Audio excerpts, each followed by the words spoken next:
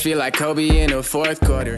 This is the Dane Moore NBA podcast. We are brought to you by Prize Picks, coming at you Thursday morning. It's July 31st. I'll be joined by Kyle here in a second, and we are going to take a bunch of mailbag questions today. Actually got a lot of questions, so we're going to split this up into two parts. Really why I kind of want to split it into two parts is we got so many Ant questions, and I was thinking about, we talk about we get in the weeds, we talk about all this different stuff. Let's spend a lot of time on Ant. So this episode, part one of the mailbag, is going to be pretty much focused on Ant, questions about his mid-range, his co-stars, his future, that sort of thing. And then we'll also get into some questions in this episode about continuity with the roster, some expectations, all that. And then if you're listening to this over the weekend and you're looking for part two, that's going to come out on Monday. So let's do this. An Ant mailbag and more with Kyle Theige coming up next.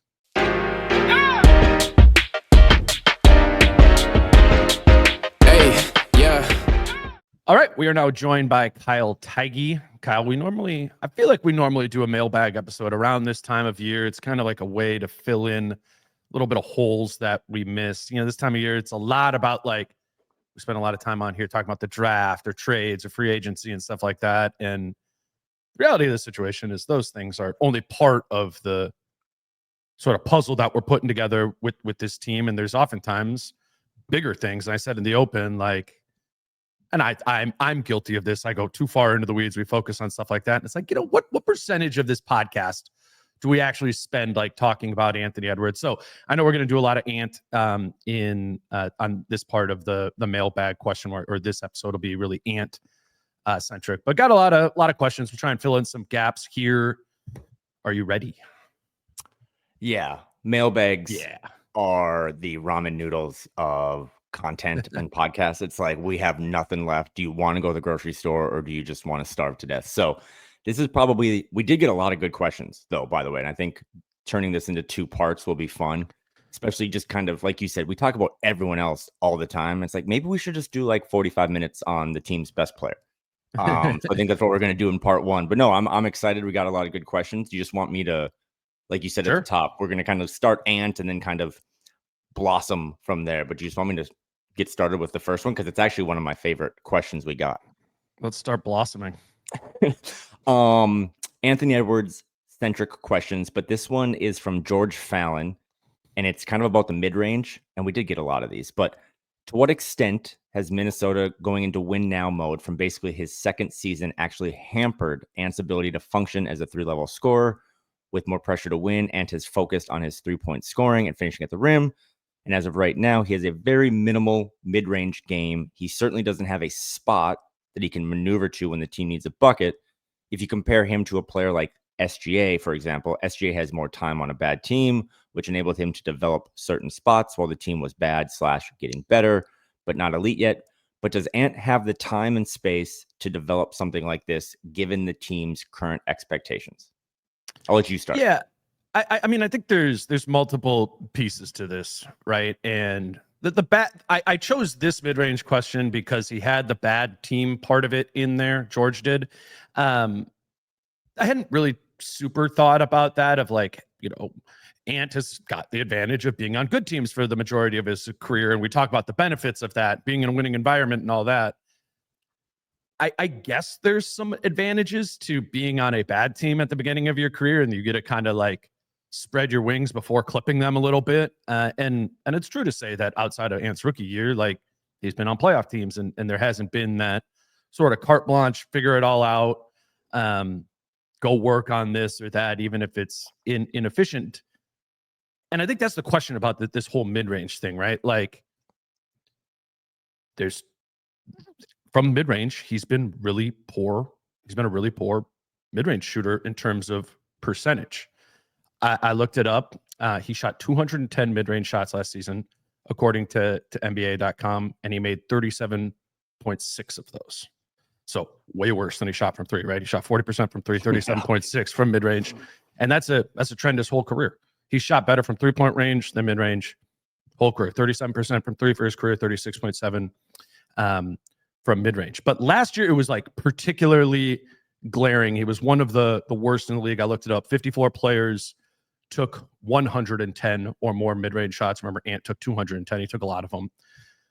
I'm just scrolling down and I'm looking for a player who shot worse from mid-range than Ant. Do you want to guess who it is? Zach Decently Levine. big name, just got traded. You're kind of on the right track here. He got traded this summer. Desmond Bane. Jalen Green. I feel like okay. that's such a perfect example of what we're talking about here, right? Yep.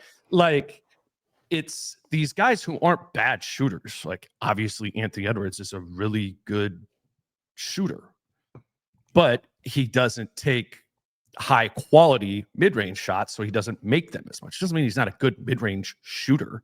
And I think the same thing would be true about Jalen Green. It's why I'm glad it's the same young, heavy usage, not consistently taking mid-range shots that he can hit at a high clip. So that's kind of where this all starts, right? Outside a good team, bad team, whatever. It's just like Ant isn't making these very often, which leads some people to start thinking, wait a minute, like, why would you even want him to shoot more, right? Mm-hmm. Like, those are his bad shots. Maybe just take more threes. That's not how this works. Like, from a spreadsheet standpoint, you can't just be like, oh, select more of this. And we're going to talk about you don't want to let go of shooting threes and stuff like that, but Ant is going to be a player who shoots mid-range shots. So it makes sense for him to work on taking those shots because he's already good enough. He's 23 years old. He's already good enough. He's already taken them. That's not going to just go away from his game. So to that end, it makes sense to be taking, or to be working on mid-range shots this summer. And that's what he said numerous times was going to be his focus. And I think it creates a little bit of like is Ant going to lose some efficiency? But this is what Ant said at the All-Star game when asked about, kind of improving his game. He talked about mid-range specifically. Oops, let me click this play button. There's All-Star, All-NBA. You've accomplished those things. Then there's MVP. What do you have to do you believe, to MVP finalists and to win that award? Because everyone wants that. Yeah. Like I said, I think step one is learning how to win, because like most of the guys that's in the MVP race, like the top three dudes, like they know how to win at the end of the games. So I think that's step one. And then, like I said, step two, just being better. Like my trade ball has gotten a lot better. My mid-range is not where I needed to be right now. So this summer, I'm going to go work on my mid-range, and then maybe they say I take too many mid-range. So I don't know. And then this summer you're going to post up. Yeah, I'm just going to keep adding things. Like, keep posting up. I'm going to keep adding things. So, you know what I'm saying? So maybe in a year or 2 years, I'll be where I want to be, and then it'll be time for that. Now, there's All-Star, All-NBA. You've accomplished those things. My bad there. So what do you, Kyle, think about Ant, saying that, given that, I know you maybe didn't know those numbers exactly, but that Ant has struggled from mid-range historically in his career. I wanted to play that clip because it's a good example of him not just being like, yeah, I'm going to shoot more mid-ranges. Yeah, I'm going to do it. He's like explaining the why behind doing it. And I think the why is, frankly, you need the why to even make this a reasonable conversation to have, to find logic in it. And I like the way he put it. Where are you at with what he said there and just this sort of general idea? Have you ever, this question to me reminded me, have you ever gone to like a museum and maybe stood a little too close to a painting and like you can only see a portion of it? And sometimes they'll tell you like you need to step further back to kind of see the whole thing or have your eyes. You just gave a lot of good answers and Ant gave a good answer. I have nothing to say on the mid-range thing. I'm more focused on the big picture question of the Wolves put Ant in a position to win early or have high expectations. And is that hurting his game? And I think a lot of these mailbag questions, I'm feeling a little spicy because we haven't, it's the end of July. I'm going to kind of play devil's advocate because the other side of that, and I bring it up all the time, is like LaMelo Ball of, okay, he has no expectations. What if Ant would have developed really bad habits? Like you and I saw Ant 3 years ago in LA or in Vegas for that LA preseason game. And it's like, everyone's like, oh, Ant's got really big. I think he'll tell you he was fat. Like he wasn't in shape. And I wonder, or I worry that if this team would have not done the Rudy Gobert trade and tried to slow play it and kind of, take the long approach, What if he would have developed really bad habits? What if he would have only shot mid-range shots? What if he would have not focused on, as he says, his 3 balls? So I just think that's why I always look back at the Gobert trade of like, yes, I still think it was an overpay, but it forced this organization to start learning good habits. And for him, like, I don't know, like Shea is kind of a unique breed, but I don't think Shea was in a team that had low expectations. They had like 1 or 2 kind of rebuilding years, and then they were like going. And I think for Ant, you can develop all this stuff on the fly, right? I mean, like he was on a team that made the Western Conference Finals. He goes into the summer where he's also expected to do like Team USA stuff, and then he just becomes the best 3-point shooter in the league. So I don't think expectations are blocking him from developing parts of his game. I do think there needs to be more guys that can support him so that he doesn't have to do like, he doesn't have to be the quarterback, the center, the left tackle, and like the free safety. But I just think the best thing, because again, we do this all the time, and maybe we'll have a Chris Finch question or an ownership, like this idea of, well, what if they didn't do that? And it's like, if you're going to play the what if scenario, like what if they don't do the Gobert trade, you need to acknowledge that it also could have gone fucking terrible, and you could be in a spot where you're the Hornets. So, but on his shot and his shot kind of mix, I do think we've talked about this every game this past season, right? Where we do a pod after a game where they lose a lead in the 4th, or they don't execute well, and like he doesn't have spots. I think him finding a couple spots, and it can't be that weird sidestep 3 that he hit against the Rockets. I don't think that's a great high-level shot, but he does need to find some mid-range areas, because, again, once he increases that, I'm not even going to say perfects that, then it's kind of over, right? Because, again, the 3-level scoring thing is like, you know, he can get to the rim. Maybe he needs to finish a little better. I think Chris Finch acknowledged that this summer. His 3 is pretty much dynamite. And yeah, now if he can get that 15, 17-footer, it's pretty much over. Yeah, I mean, you talk about building it on the fly, and I agree. And the way it's been built thus far is, well, you know, in terms of, you know, shot I mean, in terms of everything, you know, he's got a lot of positive experience. It's been built well from that standpoint. He has as much, you know, playoff experience as I think probably any 23-year-old has in the history of the league, or certainly up there. But do you trust that if Anthony Edwards spends this whole summer working on his mid-range, that he will use that effectively, that he won't be pursuing mid-range shots at the cost of 3-point shots, that he won't be settling for a mid-range shot because he feels good about it and can hit it even at a high clip and have that replace some of his rim attacks? Because if you do that, even if Ant has gotten better, you know, from mid-range, and that 30, what did I say? He shot 37.6% from mid-range. Even if he went and was 47.6% from mid-range next year, as one of the better mid-range shooters in the league, that's still, that shot is not anywhere near as valuable as a 40% 3-point shot, right? Or a 70% 2-point shot, like at the rim. I think that's the biggest thing that's important here, is like his ability to, you know, delineate what are the good mid-range shots to be taking versus just taking more of them because he's gotten better at them. If he just takes, if he gets good at, if he practices taking mid-range shots all summer, he is going to get good at them. But if they continue to be lower quality mid-range shots, once you actually get into the game and there's a second defender and they're more kind of those grenade type of mid-range shots, the percentage is not going to get better. And it's actually going to hurt his game because it's going to come at the cost of the 3-point shooting. And I think that's the biggest thing. Like, we just need to remember, I know you said was one of the best 3-point shooters in the league last year. Like, yeah, that's what makes Ant good at offense right now, is the 3-point shooting. He shot 39.5% from 3 on 10.3 attempts per game last season.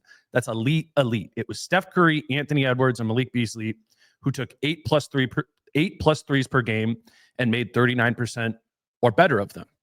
8 plus, and Ant took 10. So we're talking about elite volume, elite percentage there.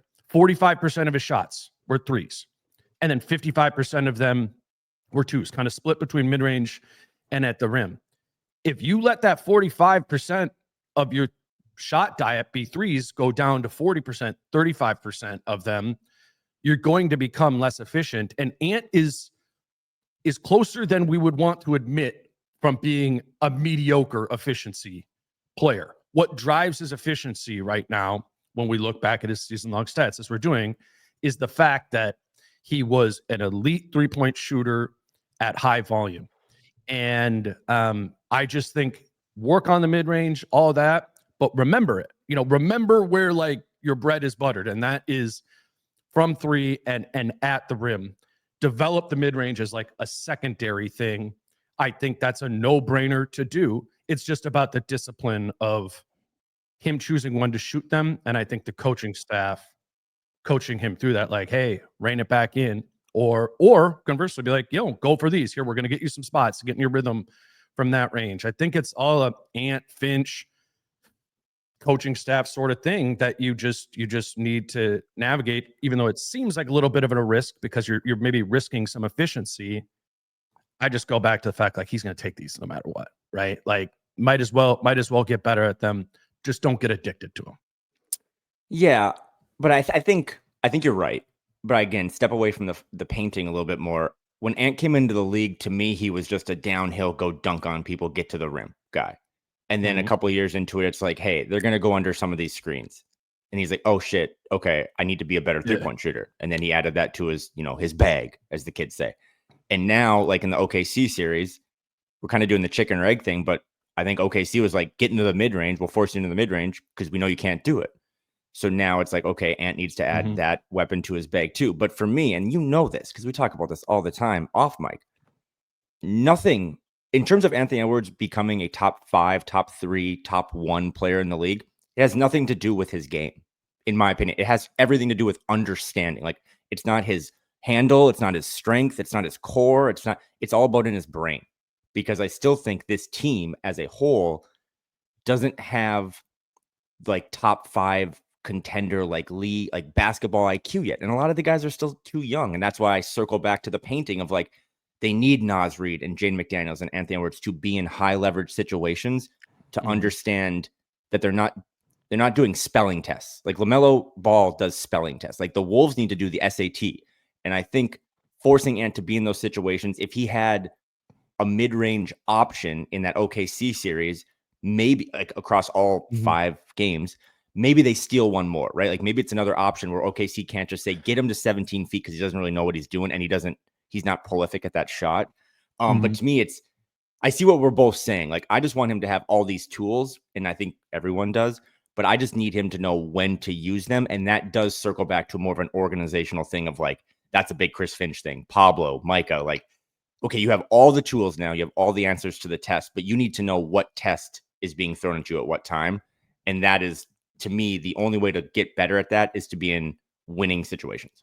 Today's show is brought to you by our friends over at Falling Knife Brewing Company, and we want to let you know, head out to Falling Knife this weekend. On Saturday at 2 p.m., the Minnesota Lynx play the Las Vegas Aces on ABC, and that will be playing on the projection screens in the tap room at Falling Knife, the 23-5 Minnesota Lynx that is. I figured that'd be a fun Saturday afternoon activity, some Falling Knife beer and a Lynx game.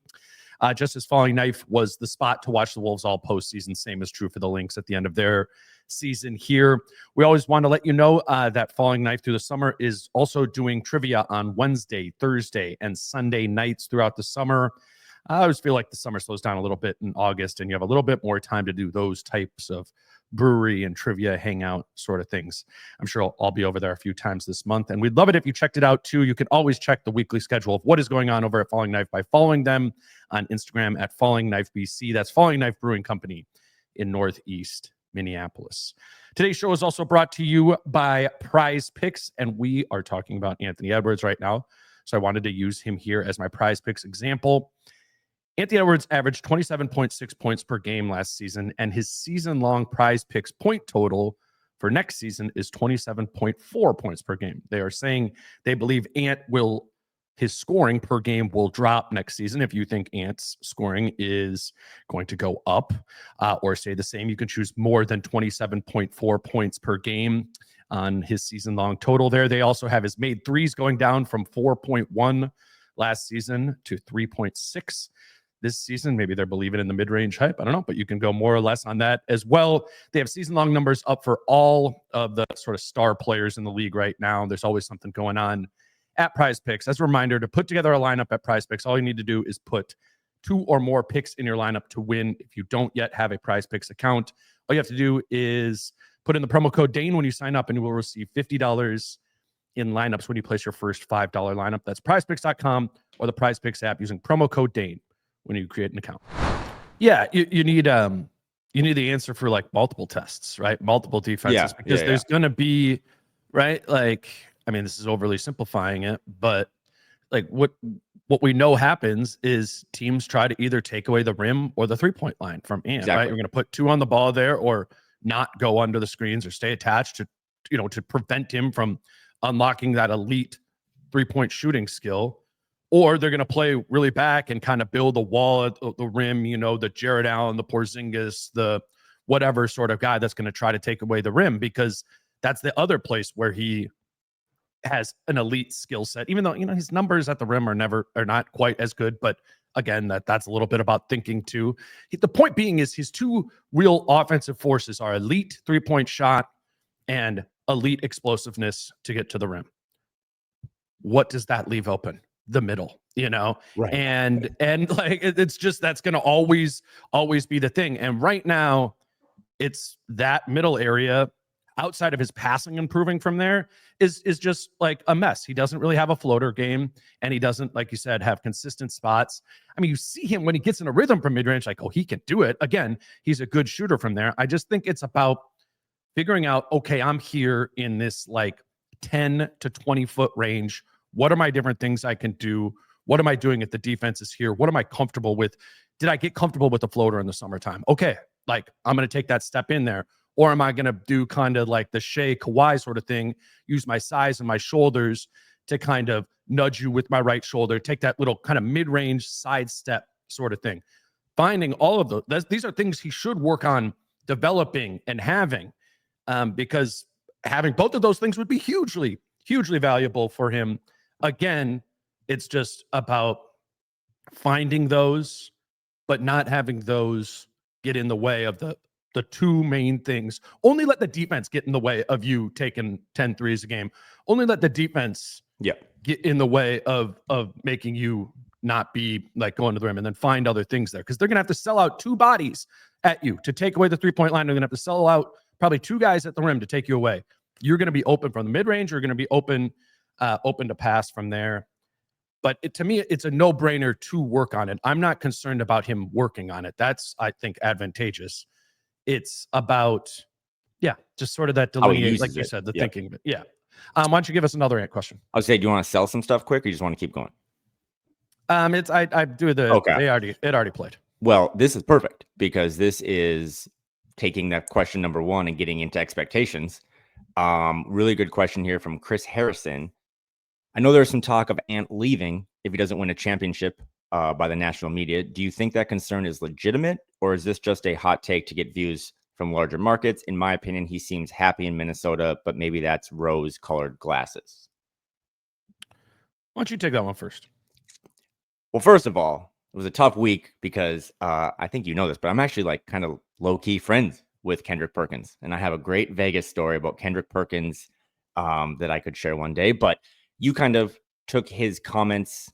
I think this derives originally from a couple weeks ago when Kendrick Perkins basically said that if Ant-Man doesn't win one soon, he's going to have to leave. And it's kind of the same conversations that a lot of times happen, with Giannis before he won one in Milwaukee, and these players, these star players, top 10 players in smaller markets. And the first thing that came to mind when I thought about this was, and I don't know if we've talked about this on here before, but when Ant was up for his max rookie extension, like he came into league rep by Clutch, and everyone remembers his Clutch Pro Day or whatever. And he has, since he was drafted by the Timberwolves, switched representation. He's now with, I think, WME and Bill Duffy and Joe Branch, who used to work for the Timberwolves. But I don't think Clutch wanted him to sign a max extension here. I think they wanted him to be one of the first guys to kind of investigate maybe taking a shorter one or whatever so that he could put himself out there to go to a bigger place. And I think Ant was like, fuck that. I don't want to do any of that stuff. I do like it here, and has since basically made this his second home. I also think that the organization, Tim Conley, the new ownership and stuff like that, goes back to the, I think Ant wants to win and is competitive as hell, and putting him in winning situations helps. But then to go back to what this all started with, like the Kendrick Perkins thing, I think the reason that this noise hasn't come up much, because you don't really hear about this, you don't really hear about Ant leaving or any of that stuff, is because they win. And that kind of supports my take of like the Gobert trades. Like, they win games, they make it to the Final Four the last 2 years. It kind of keeps that pressure off. If they were to get bounced next year in the first round or get swept in the second round, that's coming. Like, that is, and that's like it's like a burden or a curse and a blessing at the same time. Like, you have one of the top 7 players in the league, and as soon as his team doesn't do well, everyone's going to start. The Miami Heat are setting up their draft capital to go acquire Anthony Edwards in 2028 type thing. So I'm not worried about it, but I also think, again, going back to the blessing and a curse, like, this organization needs to continue. And that's probably why they laughed at me. I know there's a lot of people in that organization who have heard the phrase gap year. They're not going to take a gap year because they don't want this thing to slow down. They just want to keep getting this thing faster and faster on the interstate. They want to have bites at the apple, because I think they know too that if we ever slow this thing down and do a 2-year Shea OKC rebuild, the piranhas will come. So I'm not concerned about it. I think he's always said the right things, but I'm also just warning listeners that if this thing ever stumbles, it will only get louder. Yeah, let me touch on 2 parts of that. So you brought up the contract, his rookie extension that he signed, which is smart to bring up. And I think one thing that just doesn't get a lot of play, period, is that Ant is on his 5-year rookie extension, right? 5 years, $245 million. There is no player option in the 5th year of that deal.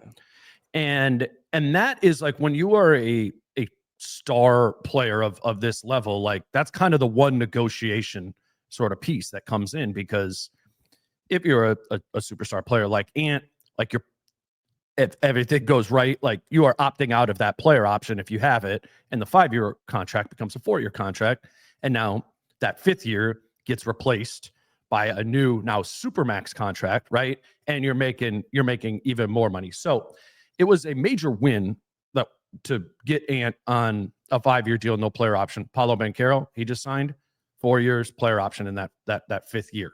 The Wolves negotiated harder and tighter and got it with Ant on the 5 years. You bring up Clutch and you bring up him being with WME, no way in hell that's his contract if he was still with Clutch. That's at least, I mean, at most the 4 years and a player option. And I think it's, from what I've heard, there might have been, Clutch might have tried to get a little bit more aggressive, like LeBron style, with like shorter term type of deals. But, and it's not with Clutch anymore. He's with WME. He's locked up for 5 years, which brings us back to the Kendrick Perkins thing, which his actual quote on it, which I'm sorry if you guys are friendly, but was really fucking stupid, is, quote, "If Anthony Edwards don't reach the NBA finals, he's going to request a trade. $45 million a year, ain't top of the top. Bradley Beal's making $52 million.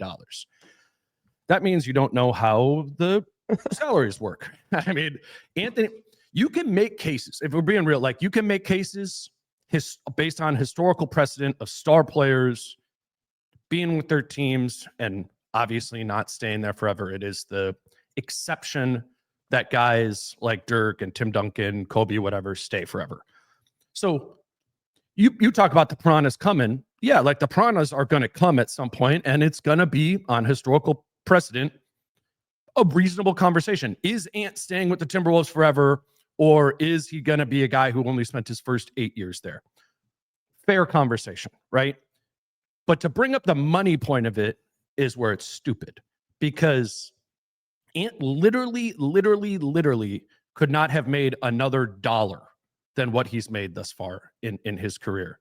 You are not allowed to make as much money as Bradley Beal.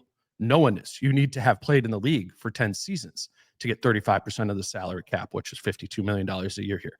Anthony Edwards has not been in the league for that long, so you cannot trigger that 35% of the cap. Like that, nobody's doing that. No player, nobody can make that much money.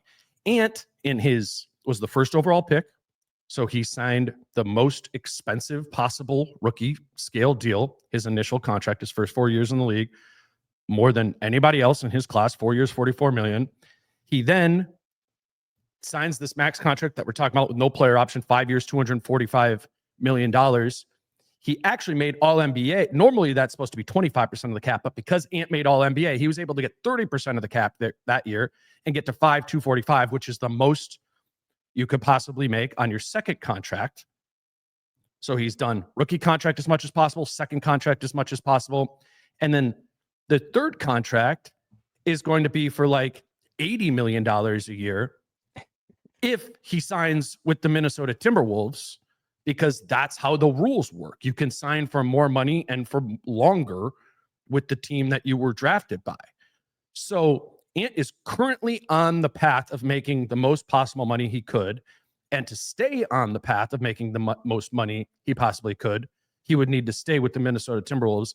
And thus saying that money would be a reason that Anthony Edwards should be thinking about leaving right now because he makes $7 million less than Bradley Beal this season doesn't make any sense, because it is not legal nor possible for him in the rules to sign a contract right now that pays him that. When he gets there at the end of this deal, he will get that, as every other player ever has. So I don't know. You want to talk about Ant eventually leaving someday? Of course, we're going to have that conversation many times over the next few years. The money one that Kendrick Perkins unfortunately has a microphone for to say and spew literally fake news. That's unfortunate. And I would say that's our responsibility. That's our listeners' responsibility to have some of that sort of click discipline to know what's actually going on. And you're rarely going to get that at ESPN. Wow. That's just, That was that's awesome. true. That's That true. was no, I had no pushback. Calais Campbell, the other member of that Vegas story. It's a great point, and I think to your story, your part about the next contract, just to kind of dumb it down for my brain, the next Ant contract being way more money with his current team than any other team. That's kind of like what Luka's facing, right? Where Luka could have signed like this fat in the $350 million extension range with the Mavs, and now he's expected any day now to maybe sign more of like a part of the reason why he's pissed. 280, and he's on GMA telling everyone I'm not fat anymore. Which, by the way, just fucking play basketball. But anyway, great answer. I thought that was a really good question, because again, I think big picture, like you said, you're the best in the business at explaining this stuff, especially on a cap basis, CBA, all that stuff.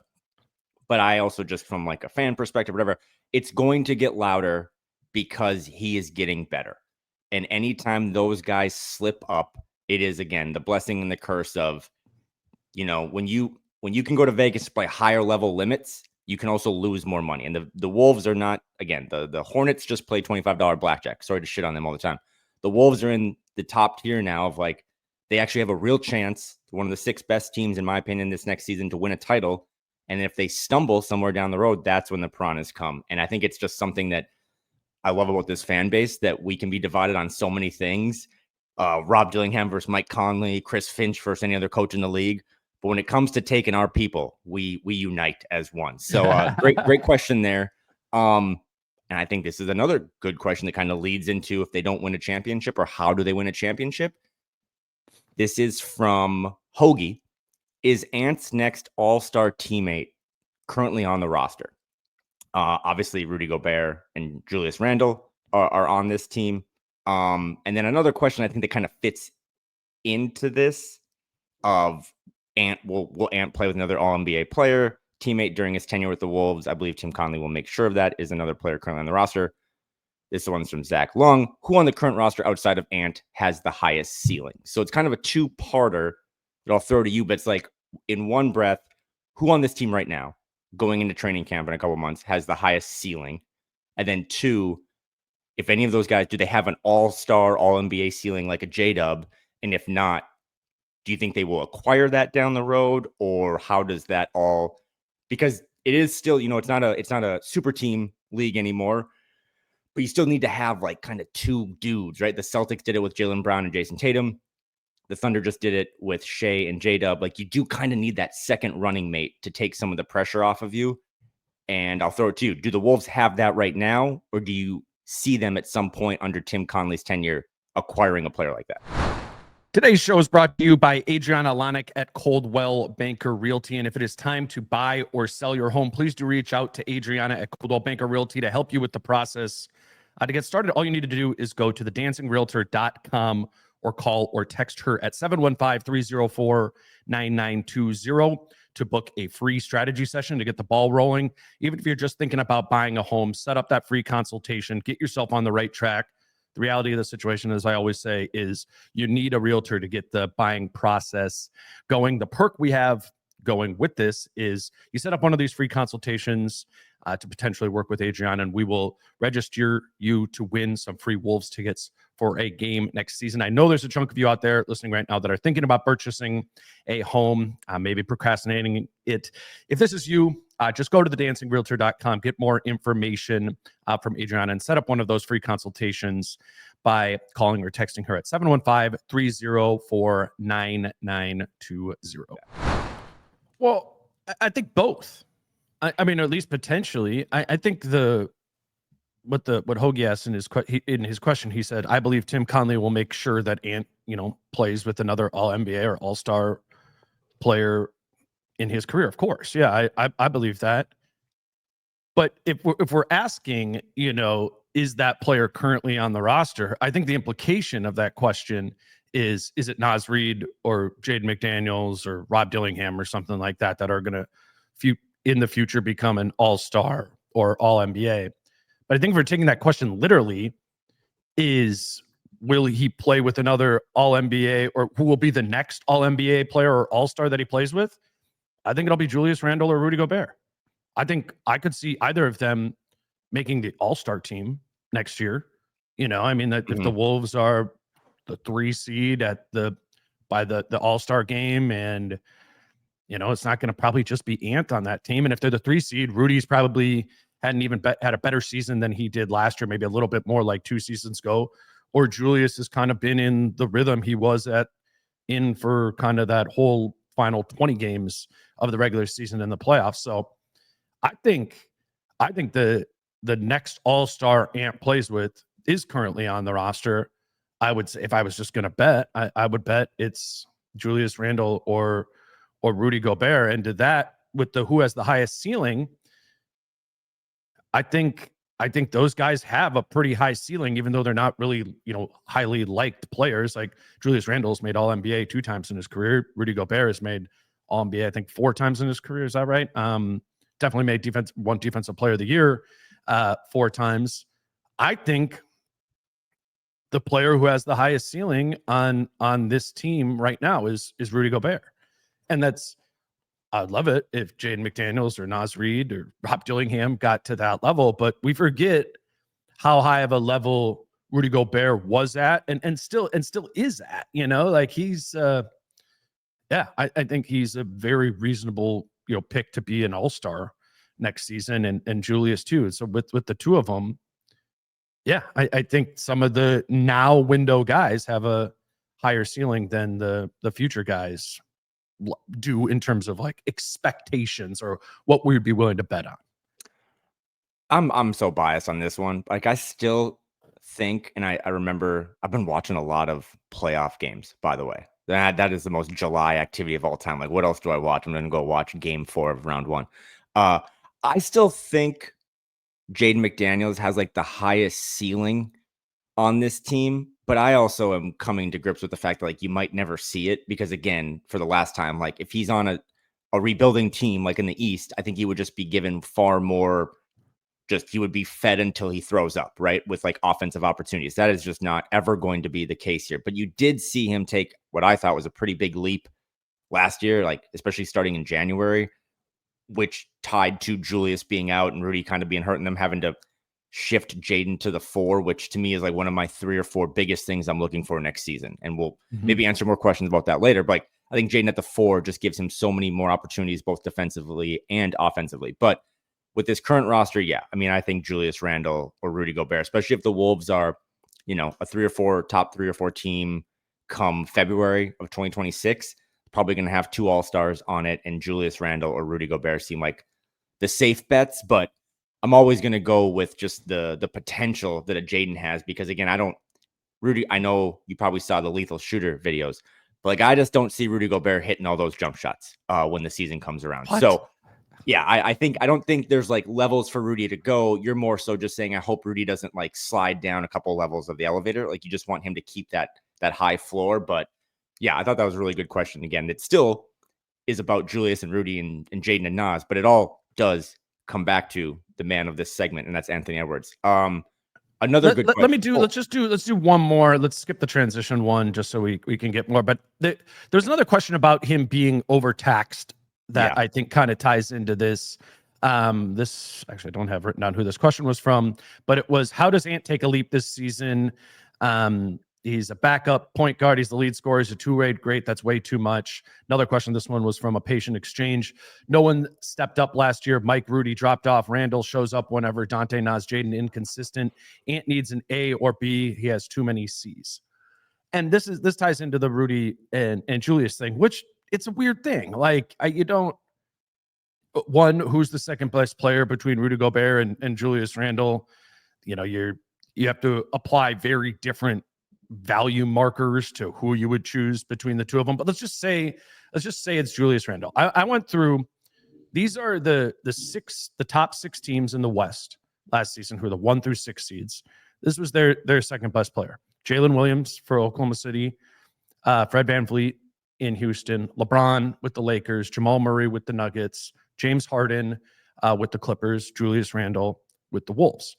And in the East, it was Mobley or Garland, as Donovan Mitchell's running mate, however you want to do that. Jaylen Brown with Jason Tatum, Cat with Jalen Brunson, Pascal Siakam with Tyrese Halliburton, Damian Lillard with Giannis Antetokounmpo, and Malik Beasley with Cade Cunningham. Those were of the 12 most winning teams, of the 6 most from each conference. How do you feel about Julius Randle in the context of some of those names? Would you be like, oh, he fits in with that group? He fits into the bottom of that group. He's the median of that group. Like, how much does he stick out as like a sore thumb to you in that list? I mean, he's definitely not in the bottom, because I think you just mentioned Malik Beasley.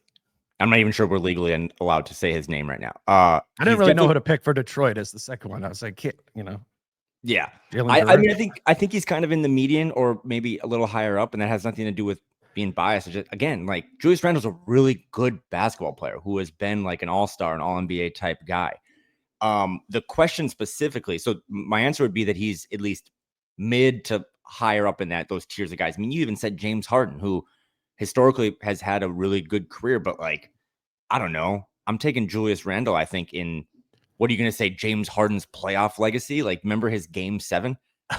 Like, I don't really trust him either. So the one that really stood out to me was the second question about, like, no one has stepped up last year. Mike and Rudy dropped off. Randle shows up whenever, blah, blah, blah, blah. That is essentially what everyone, including the people that shouldn't have mics at ESPN, said about J-Dub until he was handed the trophy for winning the title. Like, it was like in the finals where it was like, I don't know, man, does Shea have enough? Like, does J-Dub, is he ready for the moment? Now, granted, he's 6 years younger than Julius, so he probably has a little higher of a potential, but I think some of that stuff, like for Julius Randle, it's going to continue to be noisy until you shut everyone up. And I think Julius Randle is, and I don't know, maybe people hate this take, but like, I think he's a very good second option on a championship level team. Like, I don't have any problem with that. And then to the overtax stuff, I don't know, I wasn't offended by that question, but like, do we ever say that about anyone else? Like, the kid turns 24 next week, makes $45 million, doesn't play a ton of defense. Well, like, and I think he knows it too, right? You know it, and I know it, and everyone listening knows it. So I don't think he's overtaxed. I mean, I think Luka Doncic sometimes is overtaxed with what he has to do offensively. There's still guys on this team that can get shots off or buckets or 8-0 runs with Ant on the bench. So I also think he's built for it. Like, I think he should be taxed more, not financially, but like, just, I think he should be taxed more because there's still so much there that is untapped with him as a super duper star at that young age. I agree. I agree that I don't agree with the overtaxed part of it. I think, maybe at times like Luka is overtaxed and stuff like that. You're just not finding a good balance, or you're being overly reliant on Ant, or it's a game where the opponent demands a ton of him defensively and offensively. Yes, I think then in those situations, you're not getting the best version of Ant, but the same would be true about Shai Gilgeous-Alexander, or it would have some sort of impact. Like energy is like a finite resource, that you do need to be able to you can't go 1,000% all the time. I get that. And I don't think we're asking that from Anthony Edwards. I would actually note with both Julius and Rudy as your 2A and 2B, however you want to look at that for your team, is that the both of them with their individual skill sets actually allow Ant rest. Rudy's presence at the rim allows Ant to not be dialed all the way up defensively all the time. Would you like to see more of that? Do I think Ant and the Wolves get better as a defense if Ant is more precise, more locked in, more effort on defense? Sure. But Rudy gives you a little bit of security that, I don't know. I mean, 2 years ago, Anthony Edwards was on the number 1 defense in the NBA and was not locked in on defense all the time. That's because he's a good individual defender when he's doing it, and because he's surrounded by Rudy Gobert, or backed by Rudy Gobert there. And then Julius Randle, we lamented his flaws throughout the season, and there's truth to that, but he's another guy that you can just give it to. Like literally you can just give it to. You don't even need to run a lot of offense for Julius Randle to get you into a situation where he's in a solid isolation situation, or in a situation to draw a double and play. Like that's another release valve for Ant there too. Yes. Would it be better if there was better players than Julius Randle and Rudy Gobert around Anthony Edwards? Of course. There's better players in the NBA than both of them, probably at both of the things that they're best at.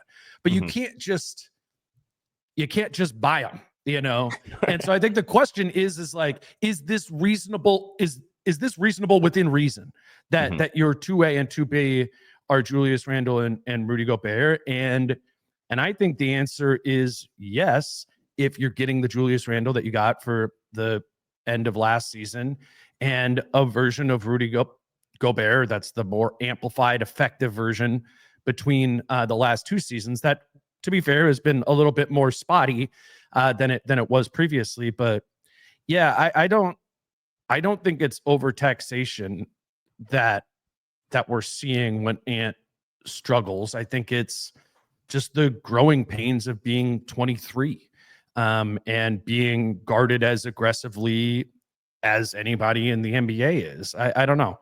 I think Rudy and Julius make it so Ant isn't overtaxed. We've talked a lot about a lot of the same guys that have been on this roster for either the last year or a couple of years. So for part 1, do you kind of want to close this with some of those continuity questions? Because I thought they were, or do you want to save that? A little ESPN tease. Well, let's just do all Ant, and then we'll move into the new topic. Let's do the transition. Let's do the Ant transition question and wrap this one up with that. I had a good answer for this, actually, or I thought it was a good answer. And this is biased because I just finished reading our friend Chris Hines' book, Ant, and learning more about a player. I got it back there. Yeah, see, it's back there too. Yeah, there you go. The question is from Atilia. At a very basic level, why do you think it's hard to get Anthony Edwards to embrace playing more in transition? I'll take this one first, and I'm curious what you think. And I think it's as simple as no one else on the team can do it, and he's very impressionable. I think if they had another player, and we'll get into him in part 2, he might have had his jersey hung upside down in Illinois. I think when Ant sees Terrence Shannon Jr., who is ironically older than him, just get out more and run, Ant's going to be like, that's fucking cool. I should do that. I don't think anyone else on this team, they might have some of the lowest threatening players in transition on this team with Rudy Gobert, Julius Randle, even Jaden, Mike Conley. Like, none of those guys are going to get out in transition. And I think back to when Pat Bev was on the team. They could. All those guys could do it more. Julius could grab and go more. Julius should be a transition player. But like Mike Conley's not. Like, I mean, come on. Like some of this stuff is like Mike Conley and Rudy Gobert are not going to be transition threats. They could do it more, but like Yeah. That's all I wanted to say is there's higher a little volume, bit is it a internal threat? development. Yeah. Sure, Okay. sure. But I think once TJ gets the ball and starts getting out in transition a couple times in October, and it's gonna be like, that's sweet, I'm gonna do it. And it reminds me of when Pat Bev would just dig in on defense, and that was like a 19-year-old. He's like, that's cool. Like he's clapping and slapping the floor. Like, watch me play defense. I think I think it's a really specific answer, and I'm sure you have a better, broader basketball answer. But I just think when Terrence Shannon Jr. gets a rebound and just takes off, and it's gonna be like, holy shit, I can do that too. But I think big picture, transition scoring, whether it be manufactured from older guys who you and I maybe disagree can do it, that is something that Chris Finch like has to emphasize at training camp and as they get ready for this next season. Because I think they were one of the, I don't know if the stats back this up, but I think they were, eye test, one of the worst transition basketball teams ever. And transition basketball is just like how you get easy points. Like if you play good defense, you get a stop, turn the screws on your opponent right away and go the other way. It's why, like in football right now, with all these training camp videos, like they get the pick and then they all take off, right? Like don't just get the interception and fall down. Like get the interception and immediately put the pressure back on your opponent. So transition scoring needs to be at the top of Chris Finch's list for this team in 25-26. Yeah, no, I actually I had a similar answer. What I wrote down was at a very basic level, why do you think it's hard to get Ant to embrace playing more in transition? And I think the number one thing is he doesn't understand the value in it yet. Which is back like to the brain thing. Yeah, like I mean, and it is just kind of it is kind of like a numbers thing.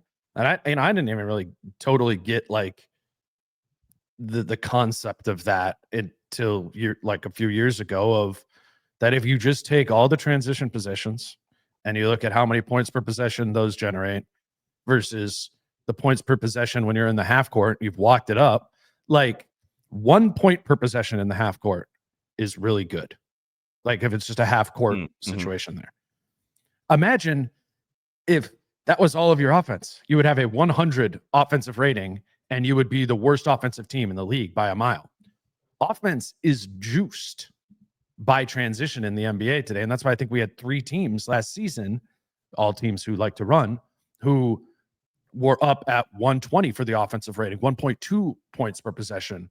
And that's because they got out in transition and stuff like that. And I think there's like a little bit of, with Ant, not understanding that over the course of 82 games and thousands of minutes, that a 5% more intention there is going to lead to like a lot more points and a lot more efficiency. And I think it's one of those things, to your point, that he needs to see and feel to get into. I said he needs to feel the positive effects of it, to feel like it's something fun, like hitting 3 step back threes in 4 possessions, you know, and it's just kind of that energy that is coming with Ant being unstoppable for 2 minutes. If he is able to hold on to that in the half court being a problem from 3-point range, while also mixing in 2 or 3 transition barrages a game of, even if it's not him, but just running with Terrence or running with whoever out there. I think to your Pat Bev point, he could be like, this is fun.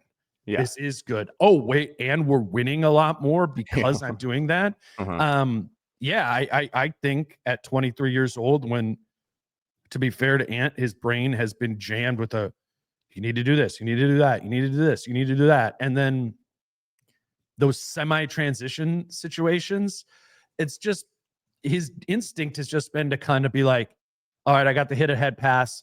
I'm going to catch, take a breath, read the floor, and then go, rather than just grabbing and going a little bit more often, which he obviously has the skill set to be able to do more of. But he just needs to, feel that more, I think, is the biggest thing for me. Again, back to Chris's book, reading the book, the whole time I read all 250 pages, I just could not stop thinking about all the draft prep we did. Because again, the COVID year, we've never studied a draft more. Shout out to Will DeBerg. But the one thing we've learned about Anthony Edwards, I know 45 minutes ago, I said that we saw him in the locker room once and he was kind of fat, is that he's not lazy. I just think he has the mentality of, I need to know why something is valuable before I'll do it. And I think since that moment in Las Vegas, he was like, oh, talking to Braun, talking to Kate, like talking to these guys, like being in good shape is actually important. And then he did it. Same with shooting the 3 ball, that he kind of emphasized and learned hanging out with Team USA guys and Steph. And I think on this, again, whoever can kind of get in his ear of like, hey, it is a little more work to sprint than to jog. But if you can get a couple sprint opportunities a game, that's 6 extra points. You're going to get fouled twice. You're shooting 4 free throws, and you increase the likelihood of winning. And maybe you increase the likelihood of sitting in the fourth quarter, right? So like work a little harder in the third so you can sit in the fourth.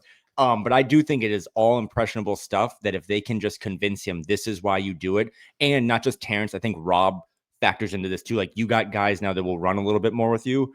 I think it's one of the most important things that we put a pin in for this next season of they need to be a better transition basketball team. And it all starts with Ant. I agree, man. And I expect it. I expect all of these things that we're talking about with Ant. Like, I do expect them to all get better next season, as they should, from 23 to 24. I don't know if it might be a little bit up and down, but like come out in the positive. These are all, we're just living this. We are living the growth of a player going from first pick to superstar.